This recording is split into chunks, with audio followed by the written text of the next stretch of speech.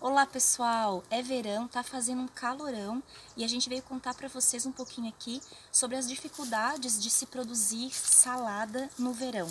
É justo essa época do ano em que a gente mais sente aquele desejo de comer salada fresca, comer um alface, uma rúcula, e justo nessa época em que os agricultores mais têm dificuldade de produzir essas variedades, né?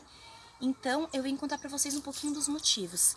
Bom, a maioria dessas variedades que a gente é acostumado a consumir como salada, como alface, couves, brócolis, rúcula, repolho, são espécies que a origem delas é europeia. São espécies de clima mais frio. Então, elas se desenvolvem melhor em climas amenos e climas mais frios, né?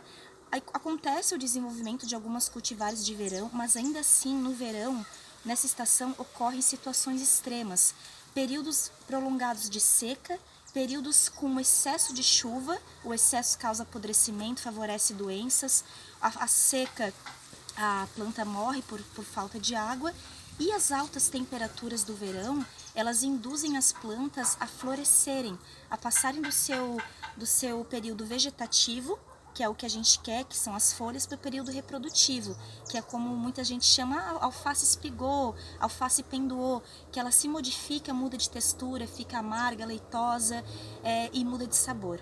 Então, assim, tem algumas coisas que a gente pode fazer para estar tentando driblar essa situação, que é a colocação de sombrite. O sombrite é um pano que ele pode barrar 50% do sol, uma irrigação adequada, quem consegue ter produção em estufa, que tem um ambiente mais controlado, mas isso vai variar também de acordo com a condição de cada agricultor, né? Tem agricultor que tem a capacidade de ter uma estufa, de ter uma irrigação de qualidade, outros não, então isso varia conforme essa questão também. Além dessa questão, o trabalho no verão, ele é mais exaustivo, né? Para o agricultor também, faz muito calor.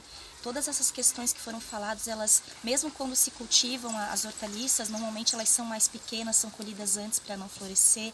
Então isso também gera muitas vezes o aumento do preço dessas hortaliças, né, no verão. Temos também dificuldade com a pós-colheita. Depois de colheita, essas plantas elas murcham muito rápido.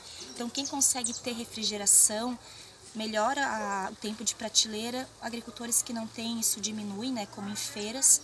Então, assim, quando a gente vai na feira e a gente vê, não, mas na feira eu tenho ainda, eu consigo encontrar. Acontece de hortaliças virem de locais mais frios, né, mais altos, como a serra. Então, na serra ainda a gente consegue ter temperaturas mais amenas na noite. Mas, assim, de todas essas variedades, tem poucas variedades que também são indicadas ainda para clima ameno, mas que se consegue produzir, mesmo com as dificuldades ainda se consegue produzir, que é o radite, que é a rúcula, a chicória, né? Outras variedades, outras punks que são mais resistentes. Então, nessa época, a gente precisa diversificar um pouco mais a nossa alimentação, comer as mais amargas, que normalmente são mais resistentes, né, a essas questões também. Mas nós temos as hortaliças, as plantas que são indicadas para plantio no verão. Agora eu vou citar um pouco para vocês de hortaliças indicadas na região sul. É berinjela, é quiabo, é abobrinha, é pimentão, né? Falando agora um pouco do milho, temos de frutas melancia, melão. Então essas são variedades que são indicadas para o plantio no verão.